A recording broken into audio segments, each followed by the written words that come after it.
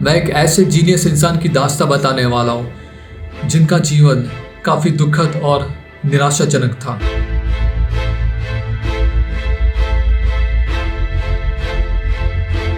Tortured geniuses, क्या है उनमें इतना खास? शायद सीक्रेटली हम भी अपनी साधारण जिंदगी से निकलकर खुद को स्पेशल बनाना चाहते हैं। इसमें कोई शक की गुंजाइश नहीं है कि वैन गॉग बहुत ही स्पेशल आर्टिस्ट थे और इतने सालों बाद दुनिया उनकी पेंटिंग देख एब्सोल्युटली मेस्मराइज्ड है। आखिर ये जीनियस इंसान इतने महान कैसे बने, आइए जानते हैं। विंसेंट वैन गॉग का जन्म 30 मार्च 1853 नेदरलैंड्स के गांव ग्रूटजुंडर्ट में हुआ था। उनके father Theodorus van Gogh church के पास्टर थे और मदर एना कार्पेंटर्स एक आर्टिस्ट थी। वैन गॉग एक रिलीजियस और कल्चरल फैमिली में बड़े हुए थे। बचपन में उनमें सेल्फ कॉन्फिडेंस की कमी थी और वो काफ़ी इमोशनल थे। इंटरेस्टिंगली वैन गॉग शेयर करते हैं अपना बर्थडे अपने स्टिल बॉर्न बड़े भाई से, जो ठीक 1 साल पहले गुजर चुके थे। जुंडर्ट का क्षेत्रीय इलाका बहुत खूबसूरत था और अक्सर उनकी फैमिली वहाँ फ्रीक्वेंट वॉक्स के लिए जाते थे। 11 साल की उम्र में उन्हें अपने गांव के स्कूल से बोर्डिंग स्कूल ट्रांसफ़र किया गया था, जो कि ज़ेवेनबर्गेन में था। 13 साल की उम्र में वे टिलबर्ग की एक एलिमेंट्री स्कूल जाते थे, जहाँ उन्हें काफ़ी अच्छे मार्क्स आते थे, स्पेशली लैंग्वेजेस में। उसी समय बीच रास्ते सेकेंड एकेडमिक ईयर में उन्होंने स्कूल छोड़ दी और कभी वापस नहीं गए। और 16 साल की उम्र में उन्हें उनके अंकल ने एक जॉब दिलाई as a trainee at the international art dealership of Goupil and company. उन्हें उस ब्रांच में ले जाया गया जो कि उनके अंकल द्वारा स्थापित था, नेदरलैंड्स के एक शहर हेग में। विंसेंट के सबसे पुराने लेटर्स गोपिल में काम करते वक्त उनके प्रथम वर्षों का है। सितंबर 1872 में विंसेंट और उनके छोटे भाई थियो के बीच में आजीवन पत्राचार की शुरुआत हुई। 1 साल बाद उनके भाई थियो को नौकरी लगी गुपिल के ब्रसेल्स ब्रांच में और ठीक उसी वर्ष विंसेंट का ट्रांसफर हुआ गुपिल के लंदन ब्रांच में। अब साल है 1873 से 1881 तक का, जहां वो अपने जीवन में एक डायरेक्शन की खोज में थे। विंसेंट को 27 वर्ष की उम्र तक अपने जीवन में कोई दिशा नहीं मिली। उन्होंने आर्ट डीलर से लेकर स्कूल मास्टर और सामान्य उपदेशक अलग अलग तरह की नौकरियां करने की कोशिश की, लेकिन लास्ट में उन्हें अपने छोटे भाई थियो के एडवाइस में अपना व्यवसाय मिल गया। लंदन में अपने समय के दौरान विंसेंट ने ब्रिटिश म्यूजियम, नेशनल गैलरी जैसे प्रसिद्ध संस्थानों का दौरा किया और वहां उन्होंने जिन कार्य की प्रशंसा की उसमें फ्रैंकोइस मिलेट और जूल्स ब्रेड जैसे किसान चित्रकार शामिल हैं। उन्होंने वहां सब कुछ पढ़ा, म्यूजियम गाइड्स, मैगजीन्स, लिटरेचर और poetry. In the year 1875 Vincent का ट्रांसफ़र पेरिस हो गया, जहां जाकर वो काफ़ी रिलीजियस बन गए। इसका सबूत इससे मिलता है कि जो लेटर उन्होंने अपने भाई को लिखे उनमें बाइबल के कोट्स और चर्च के सेवाओं और उपदेशों के विवरण शामिल है। आर्ट में इंटरेस्ट होने के बावजूद वो अपना इंटरेस्ट अपने काम से खोने लगे जहां वो काम करते थे और ईयर 1876 में गोपिल ने उन्हें डिसमिस कर दिया। गोपिल के डिसमिसल के बाद वो इंग्लैंड लौट आए, जहाँ पे उन्होंने एक असिस्टेंट टीचर का काम किया एक बॉयज़ के बोर्डिंग स्कूल में, जहाँ पे उन्हें सैलरी भी नहीं दी जाती थी। और बाद में उन्हें लंदन के आइलवर्थ में एक प्राइवेट स्कूल में सैलरीड पोजीशन मिला, जो कि संचालित था एक पादरी द्वारा। उन्हें स्कूल और आसपास के इलाकों में प्रचार करने की अनुमति दी गई, लेकिन नौकरी में बहुत कम संभावनाएं थी। 1876 का क्रिसमस विंसेंट ने अपने पेरेंट्स के साथ अपने गांव ब्रेबन में गुजारा, जहां उनके पिता ने उनको सलाह दी कि इंग्लैंड कभी वापस न जाए। उन्होंने अपने पिताजी की सलाह मानी। इन जनवरी 1877 विंसेंट के अंकल उनके रेस्क्यू में आए और उन्हें एक नौकरी मिली एक बुक शॉप में, जो कि स्थित है रॉटरडैम में। नौकरी के दौरान विंसेंट काफ़ी रिलीजियस होते जा रहे थे। उम्र 24 साल और जीवन में कोई पर्पस ना होने के कारण उनके पेरेंट्स को विंसेंट को लेके बहुत चिंता होने लगी और विंसेंट ने तब तय किया कि वे धर्मशास्त्र का अध्ययन करेंगे। क्योंकि उन्होंने स्कूल कंप्लीट नहीं की थी, इसलिए उन्हें एक एंट्रेंस एग्ज़ाम के लिए बैठना पड़ा। विंसेंट ने अपने अंकल के साथ एम्स्टर्डम में 1 साल गुजारा। वहाँ उनके दूसरे अंकल, जो कि एक मिनिस्टर थे, उन्हें मदद किया करते थे उनके धर्मशास्त्र के एंट्रेंस एग्ज़ाम के लिए, लेकिन ये खास कोई रंग नहीं लाया क्योंकि वो काफ़ी इनडिसिप्लिन थे और शहर के इधर उधर घुमा करते थे। उन्हें शहर के दूसरे प्रांत या फिर गांव में सफ़र करना बहुत पसंद था। इसे देखते उनके मिनिस्टर वाले अंकल ने कहा कि वे पढ़ाई से अपना नाता तोड़ ही दे तो अच्छा है। उन्होंने अपने स्टडीज़ के प्लान को अबैंडन कर दिया, लेकिन भगवान की सेवा करने में काफ़ी उत्सुक थे। एम्स्टर्डम छोड़कर विंसेंट बेल्जियम चले गए, जहां बोरिनेज माइनिंग रीजन में उन्होंने प्रचारक का काम किया। वो वहाँ बीमारों से मिलते थे और लोगों को बाइबल पढ़ाते थे। वहाँ पे रहते समय विंसेंट ने अपने भाई थियो को पत्र लिखे।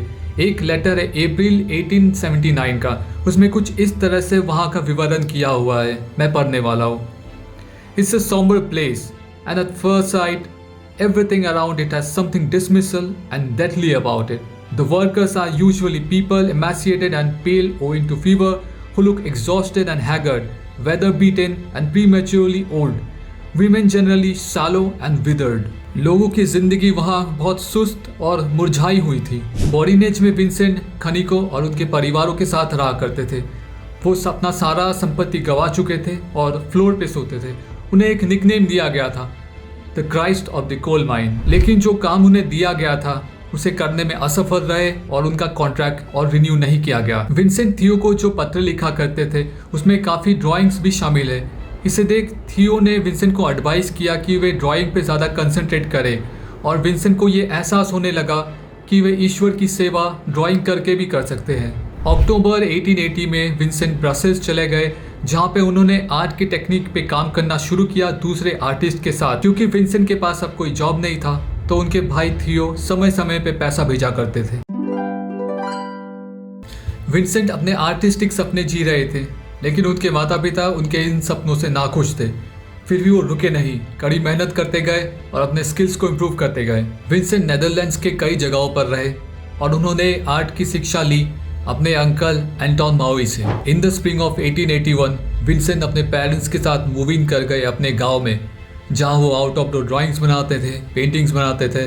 इन द मीन टाइम उनके जो भाई थियो उन्हें अपॉइंट किया गया as a manager in Goupil and company और विंसेंट को काफ़ी फाइनेंशियली सपोर्ट किया करते थे उस वक्त। विंसेंट के माता पिता उनके आर्ट करियर से काफ़ी नाखुश थे। उन्हें लगता था art career is equal to social failure. और तभी विंसेंट को अपनी कज़न की वॉन से प्यार हो गया। की वॉन एक विधवा थी और उसे विंसेंट से कोई लेना देना नहीं था, लेकिन विंसेंट फिर भी डटे रहे। इस वजह से विंसेंट और उनके पिताजी के बीच में झगड़ा हो गया और क्रिसमस 1881 को विंसेंट ने अपना घर छोड़ दिया और हेग शहर में एक नए घर में जा बसे। Pa cannot empathize or sympathize with me, and I can't settle into Pa and Ma's routine. It's too constricting for me. It would suffocate me.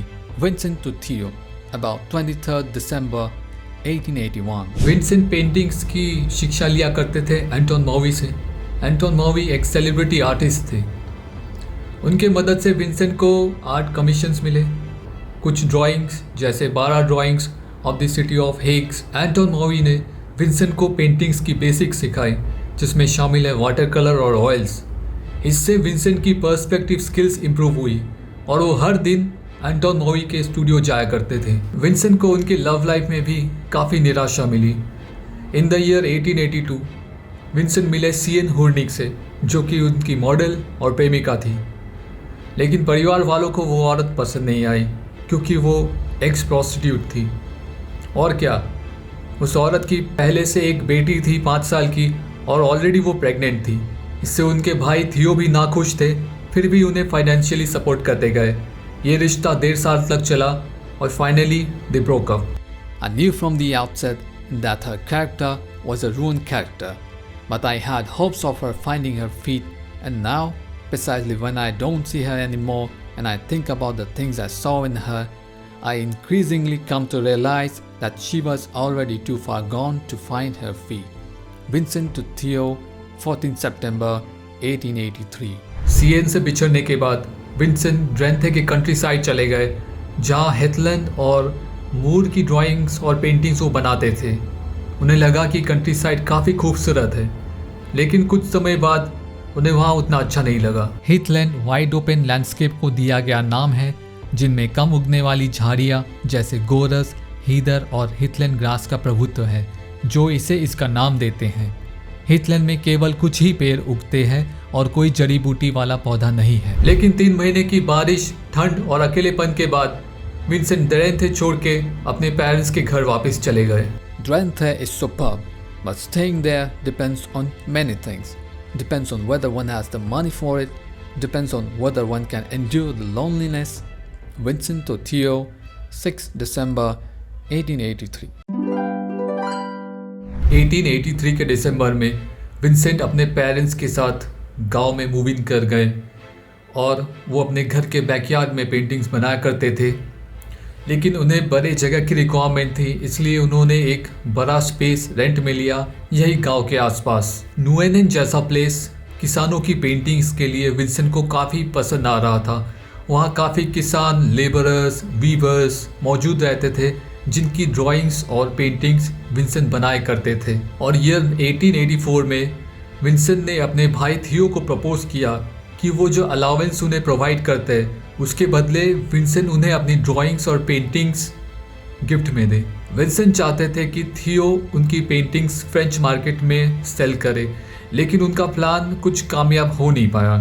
French market में लोगों को कलरफुल पेंटिंग्स पसंद थे, बट विंसेंट के paintings towards darker tones थे। Now I have a proposal to make for the future. Let me send you my work and you take what you want from it. But I insist that I may consider the money I would receive from you after March as money I have earned. Vincent to Theo, around 15 January 1884. Vincent के parents का Vincent के साथ रहना काफ़ी मुश्किल हो चुका था, क्योंकि विंसेंट बहुत ज़िद्दी थे और नीटली कपड़े पहना नहीं करते थे। मार्च 1884 में पिता की मृत्यु के बाद विंसेंट अपना पारिवारिक होम छोड़कर अपने स्टूडियो वापस चले गए, जहां उन्होंने काम किया अपने पेंटिंग द पोटैटो ईटर्स के ऊपर। बहुत सी स्टडीज़ के बाद विंसेंट ने अपनी पेंटिंग बनाई द पोटैटो ईटर्स, लेकिन उनके बहुत पैसे पेंटिंग्स की मटेरियल खरीदने में चले जाते थे।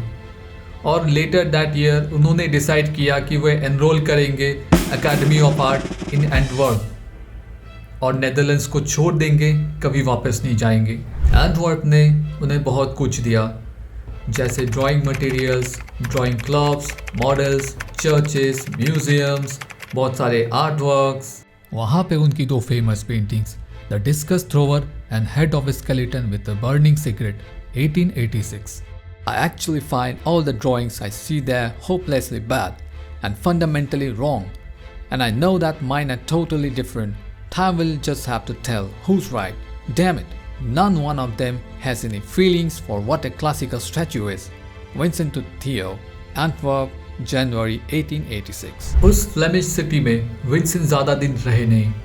उन्होंने थियो से बात की और कहा कि वे पेरिस जाएंगे और एक पॉपुलर आर्टिस्ट फर्नांड कॉमन से पेंटिंग्स के लेसन्स लेंगे। My dear Theo, don't be cross with me that I've come all of a sudden. I've thought about it so much and I think we'll save time this way. Vincent to Theo, Paris, 28th February 1886. थियो एक बड़ा apartment तलाश रहे थे अपने और अपने भाई के लिए, लेकिन अपार्टमेंट मिल पाता उससे पहले विंसेंट पेरिस पहुंच चुके थे in the end of February 1886।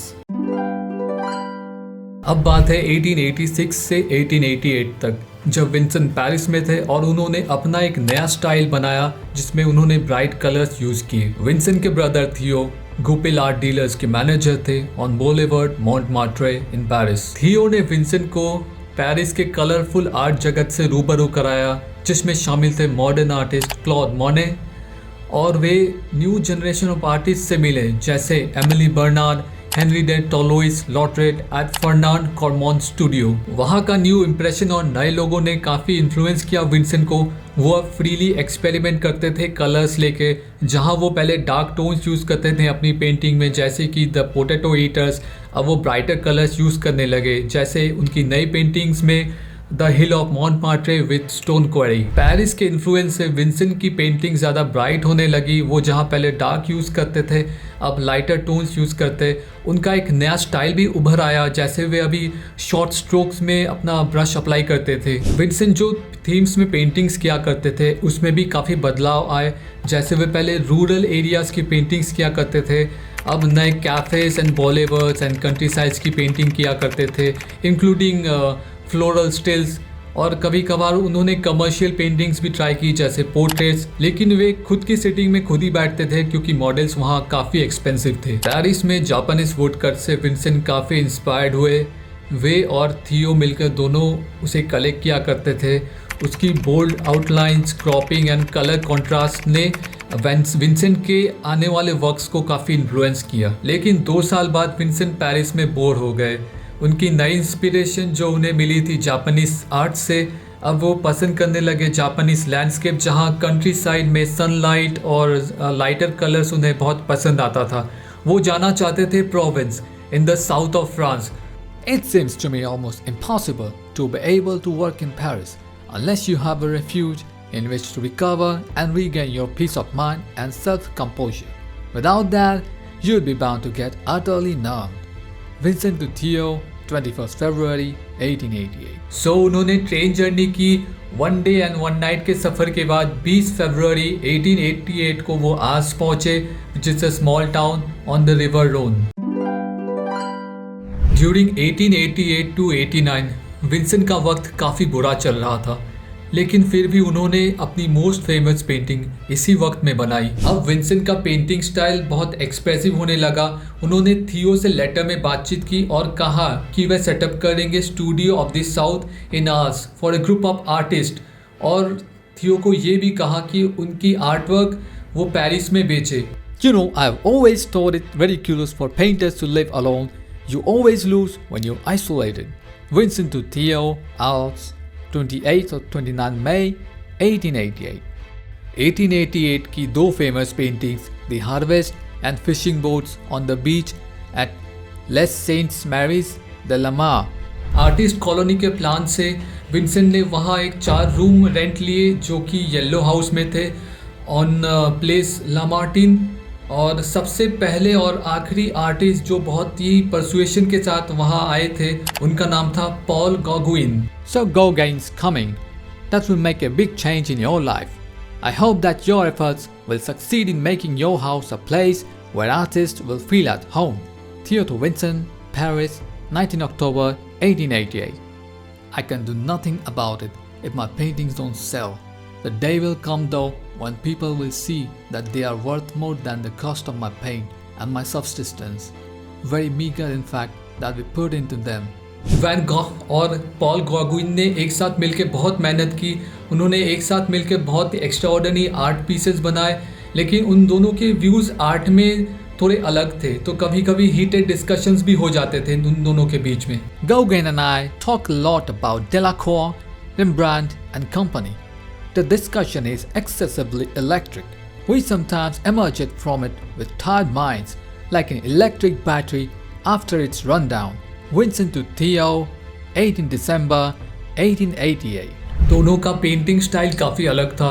Gauguin जहाँ अपने मेमोरी और इमेजिनेशन से पेंट करते थे, वहीं विंसेंट जो आंखों से देखते थे उसे पेंट करते थे। इन दो कैरेक्टरिस्टिक के वजह से दोनों में काफ़ी बार झगड़े होने लगे। एक बार तो गॉगुइन ने विंसेंट को थ्रेट किया कि वे छोड़ के चले जाएंगे, तो इसके अगेंस्ट विंसेंट ने उन्हें रेज़र से थ्रेट किया, और उसी शाम विंसेंट ने अपना कान रेज़र से काट दिया और उसको न्यूज़पेपर में रैप करके एक प्रोस्टिट्यूट के पास छोड़ के आए। इस घटना के बाद विंसेंट को एक हॉस्पिटल में एडमिट किया गया जो कि आर्स में था।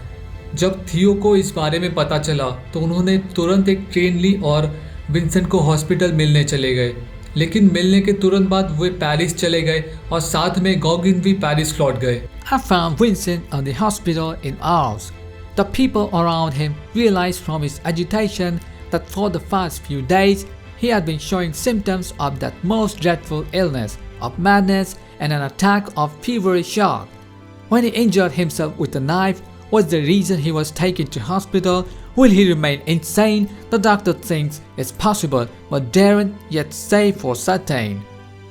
Theo to Joe Bonger, 28 December 1888. Vincent का स्टूडियो बनाने का सपना यहीं टूट गया।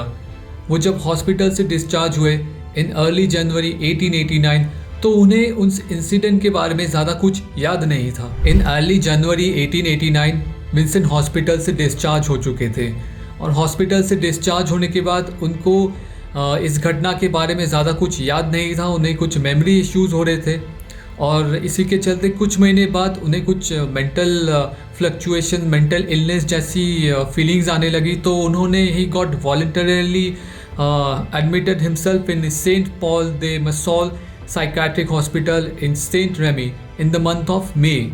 Elman Schaffnecker made this copy of Vincent's self-portrait with a bandaged ear. लेकिन इन सब के बावजूद विंसेंट ने आर्ट वर्क छोड़ा नहीं, वे पेंटिंग्स बनाते गए और इस वक्त उन्होंने काफ़ी बेहतरीन पेंटिंग्स बनाई। अब पीरियड है 1889 से 1890। इस पीरियड में विंसेंट ने सेंट दे प्रोविंस के मेंटल हॉस्पिटल में अपना समय गुजारा और वहाँ रहते हुए लगभग 150 पेंटिंग्स उन्होंने बनाए, including almond blossom. Saint Remy के क्लिनिक में आने के दौरान विंसेंट शुरू से ही वहाँ अपना काम शुरू कर दिए, वे पेंटिंग्स करते थे। इवन वहाँ के गार्डन के जो वॉल्स होते थे उस पर वो ड्राइंग्स बनाया करते थे और उन्होंने अलाउ किया कि विंसेंट बाहर जाके भी अपनी पेंटिंग्स कैरी ऑन कर सके। उस क्लिनिक ने विंसेंट को एक एक्स्ट्रा स्पेस दिया जो वो स्टूडियो की तरह यूज़ करते थे। उन्होंने कुछ फेमस आर्टिस्ट की पेंटिंग्स की कॉपी बनाई, जैसे रेम्ब्रांट और मिलेट। वहाँ रहते हुए विंसेंट का मेंटल हेल्थ काफ़ी फ्लक्चुएट करता गया। एक बार एक्सट्रीम कन्फ्यूजन में उन्होंने कुछ ऑयल पेंटिंग्स खा ली, फिर उन्होंने विंसेंट को पेंटिंग्स करने से मना कर दिया कुछ समय के लिए। लेकिन वो सेंट रेमी में बहुत ही प्रोडक्टिव थे और एक साल में उन्होंने 150 पेंटिंग्स बनाई। As for me, my health is good, and as for the head, it will. Let's hope be a matter of time and patience. Vincent van Gogh to Theo van Gogh, Saint Remy de Provence, between 31st May and 6 June 1889. उनकी painting almond blossom के पीछे काफ़ी interesting story है। इन अप्रैल 1889 उनके भाई थियो ने शादी की जोहाना बोंगर से इन एम्स्टर्डम और इन 1890 विंसेंट को एक लेटर मिला थियो से कि उनका एक बच्चा पैदा हुआ है और उस बच्चे का नाम भी उन्होंने विंसेंट के ऊपर रखा है। तो इसके चलते विंसेंट ने उन्हें आलमंड ब्लॉसम की पेंटिंग्स भेजी। I'd much rather that he would call his boy after Pa, whom I've always thought about so often these days, than after me. But anyway, as it's been done now, I started right away to make a painting for him to hang in their bedroom. Large branches of white almond blossom against the blue sky. Vincent to his mother, 19 February 1890. वहाँ के art critic Albert ऑरियर ने Vincent के कामों की काफ़ी positive प्रशंसा की थी। एग्जीबिशन में उनका एक पेंटिंग द रेड वाइनयार्ड वहाँ बिका था और विंसेंट के काम को काफ़ी अप्रिशिएशन मिलना शुरू हुआ। ये पहली बार नहीं था कि विंसेंट का पेंटिंग्स एग्जीबिशन में जाने लगा था, क्योंकि उनके भाई थियो 1888 से ही उनकी पेंटिंग्स एग्जीबिशन में भेजा करते थे in Salon de independence in Paris, और उनकी 10 पेंटिंग्स सिलेक्ट हुई थी मार्च 1890 के एग्जीबिशन के लिए। विंसेंट की 6 पेंटिंग्स को ब्रसेल्स में एग्जिबिट किया गया in early 1890s at a group exhibition of Belgian artist association Les Vingt. How pleased I would have been if you had been there at the Independence exhibition. Your paintings are well placed and look very well. Many people came up to ask me to give you their compliments. Gauguin said that your paintings are the key to the exhibition. Theo to Vincent, Paris, 19 March 1890.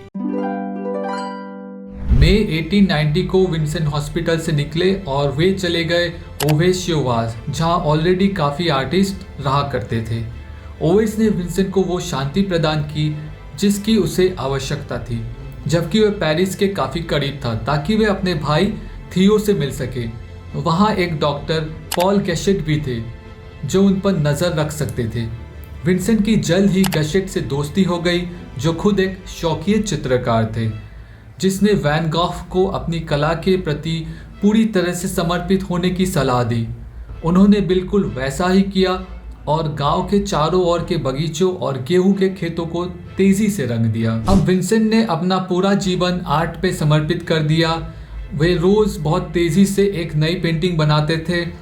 Vincent ने जुलाई 1819 की शुरुआत में Paris में थियो और उनके परिवार से मुलाकात की, जहां उन्हें पता चला कि थियो आर्ट डीलर की नौकरी छोड़ना चाहते हैं, जिसे कई वर्षों से प्रबंधित किया था उन्होंने। थियो अपना खुद का आर्ट का बिजनेस स्टार्ट करना चाहते थे और इसमें काफ़ी फाइनेंशियल रिस्क था, तो इससे चिंतित होकर विंसेंट वापस ओवेस में चले गए।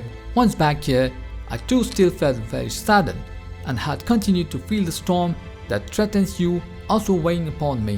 What can be done? You see, I usually try to be quite good-humored, but my life too is attacked at the very root.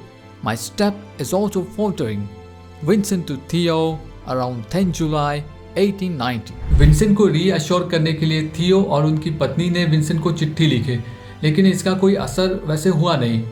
Vincent उनकी फाइनेंशियल रिस्क को लेकर काफ़ी चिंतित थे और उनको डर था कि उनका नर्वस अटैक फिर से ना आ जाए। वे भविष्य के प्रति अपनी निराशा को दूर नहीं कर पाए। Knowing clearly what I wanted, I painted another 3 large canvases since then. They are immense stretches of wheat fields under turbulent skies, and I made a point of trying to express sadness and extreme loneliness. You'll see this soon, I hope, for I hope to bring them to you in Paris as soon as possible. Since I always believe that canvases will tell you what I can't say in words, what I consider healthy and fortifying about the countryside. Vincent to Theo, around 10 July 1890. इससे कोई फर्क नहीं पड़ता था कि Vincent को ग्रामीण इलाका कितना स्वस्थ और मजबूत मिला। इससे कोई फायदा नहीं हुआ। उनकी बीमारी और भविष्य के बारे में उनकी अनिश्चितता बहुत अधिक हो गई थी। 27 जुलाई 1890 विंसेंट गेहूं के खेत में चले गए और एक पिस्तौल से अपने सीने में गोली मार ली। घायल कलाकार लड़खड़ाते हुए ऑबर्ज रुवॉक स्थित अपने कमरे में वापस लौट गए। थियो पेरिस से ओवेस की ओर भागे। 29 जुलाई को जब उसके भाई की मृत्यु हुई वो वहीं मौजूद थे। विंसेंट को 30 जुलाई 1890 को ओवेस में दफनाया गया। उनकी विरासत कलाकृतियों का एक बड़ा समूह थी। 850 से अधिक painting and 1300 works on paper. Vincent की मृत्यु के 6 सप्ताह बाद थियो ने अपने भाई के काम की एक स्मारक प्रदर्शनी का आयोजन किया। उनके कई प्रयासों और असफलताओं का मतलब था कि उनका स्वयं का स्वास्थ्य भी अब लगातार बिगड़ रहा था। एग्जीबिशन के कुछ समय बाद उन्होंने तत्काल प्रभाव से बसॉल्ट से इस्तीफा दे दिया और तुरंत ही उन्हें गंभीर नर्वस ब्रेकडाउन का सामना करना पड़ा। थियो को यूट्रेस्ट के एक अस्पताल में भर्ती कराया गया। संभवतः वो सिफिलिस से संबंधित शारीरिक और मानसिक लक्षणों से पीड़ित थे। अपने भाई के बमुश्किल आधे साल बाद जनवरी 1891 को उनकी मृत्यु हो गई। विंसेंट की पेंटिंग अब थियो की विधवा जो वैन गॉ बॉन्गर की देखरेख में आ गई। थियो की मृत्यु के बाद जो वैन चली गई Dutch town of Bussum with her son Vincent Willem. वो अपने साथ विंसेंट और थियो की आर्टवर्क्स भी ले गई। And in the year 1901 she got remarried to painter Johan Cohen Gosschalk and after 2 years वो लोग एम्स्टर्डम शिफ्ट हो गए। जो वैन ने विभिन्न तरीके से वैन गॉग की पेंटिंग के बारे में सार्वजनिक जागरूकता बढ़ाने की कोशिश की, जिसमें दुनिया भर के म्यूजियम में एग्जीबिशन लोन भी शामिल है।